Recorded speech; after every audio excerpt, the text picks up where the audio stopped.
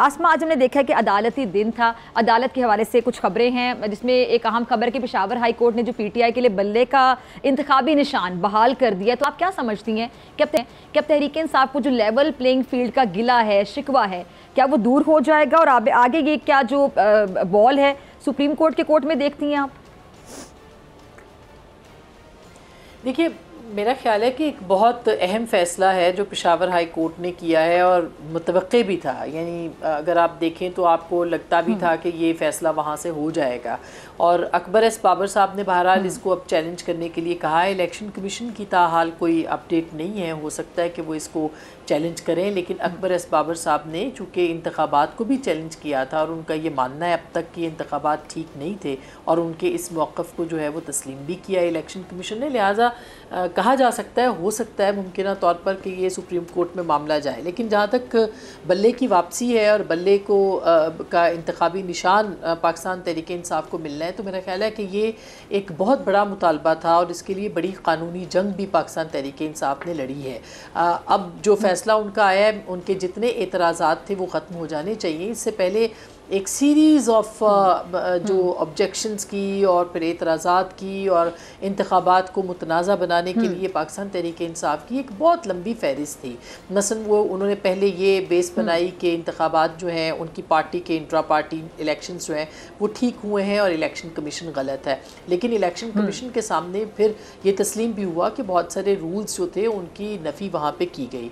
लेकिन बहरहाल उसके बावजूद जो बल्ला जब उनसे छीना गया तो उन्होंने मुख्तलिफ़ जगहों के ऊपर इसको किया और पेशावर हाई कोर्ट को ख़ास तौर पे जो है वो उन्होंने मुंतखब किया। लेकिन आज उनको वहाँ से इंसाफ भी मिल गया है। इंट्रा पार्टी इलेक्शंस का जो फ़ैसला है वो कलअदम है इलेक्शन कमीशन की जानिब से। और इलेक्शन कमीशन पे जो मैं अकबर एस बाबर साहब को सुन रही थी, उनका ये कहना है कि इंतखाबी निशान लॉट करना हो या फिर जो इंट्रा पार्टी इलेक्शन का मामला है इसके ऊपर कुल्ली इख्तियार जो है वो इलेक्शन कमीशन का है। तो अब इलेक्शन कमीशन इसके ऊपर क्या प्ली ले सकता है, वो जाएगा सुप्रीम कोर्ट में या नहीं जाएगा, या ख़ुद अगर ये मामला सुप्रीम कोर्ट में टेकअप होता है तो हो सकता है कि काजी साहब या जो जजेज़ हैं वो बुला लें इलेक्शन कमीशन को कि उनका क्या मौक़िफ़ है। लेकिन बहरहाल अभी ये लगता है ऐसे है कि सुप्रीम कोर्ट के अंदर इस मामले का जो एक ज़ेर बहस ये आ सकता है। ठीक है। अच्छा आसमा साहिबा, कौमी मंजरनामे पर हम देख रहे हैं, सुन रहे हैं कि सियासतदान भी काफ़ी ज़्यादा कन्फ्यूजन का शिकार हैं कि जिनसे बात की जाती है वो खुद कन्फ्यूज़ हैं कि आगे क्या समझ नहीं आ रहा। तो आपको क्या लगता है कि कौमी मंजरनामा इतना कन्फ्यूजन से भरपूर क्यों नज़र आ रहा है? देखिए, उसमें फ़िज़ा सबसे बड़ा अलमिया तो ये कि पाकिस्तान की सियासी जमातों ने ख़ुद भी बहुत सारी चीज़ों को कॉम्प्लिकेटेड किया है।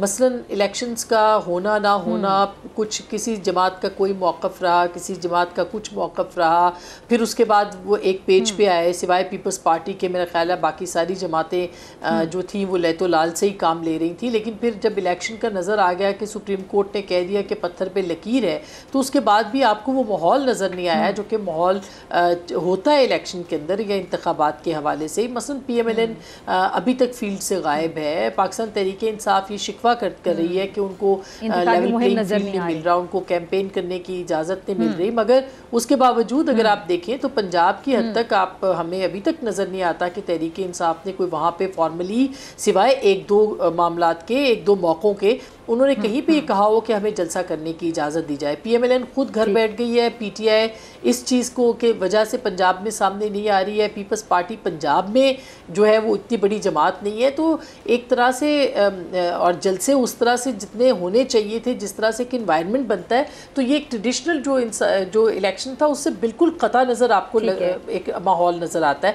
तो सियासी जमातों को चाहिए ये था कि वो एक्टिवली पार्टिसिपेट करते, वो लोगों से बात करते, वो राब्ता करते, वो आवाम से जुड़ते, उनके साथ वो अपने मसाइल डिस्कस करते और वे फॉरवर्ड बनाते, जो कि हमें अभी तक उस तरह से नज़र नहीं आया सिवाय एक आधी जमात के।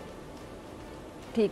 अच्छा आसमा साहब, ये एक आधी जमात जारी वजह पीपल्स पार्टी की आप बात करी, क्योंकि पीपल्स पार्टी ने सबसे पहले अपना मंशूर दिया और पीपल्स पार्टी जलसे करने में भी हम देख रहे हैं कि आगे आगे ये सबसे पहले बाहर आए और बारहा इस बात का क्रेडिट भी ले रहे हैं बिलावल साहब के जी सबसे पहले जो इलेक्शन कैंपेन है हमने शुरू की और इलेक्शन शायद सिर्फ हम ही चाहते हैं, बाकी नहीं चाहते।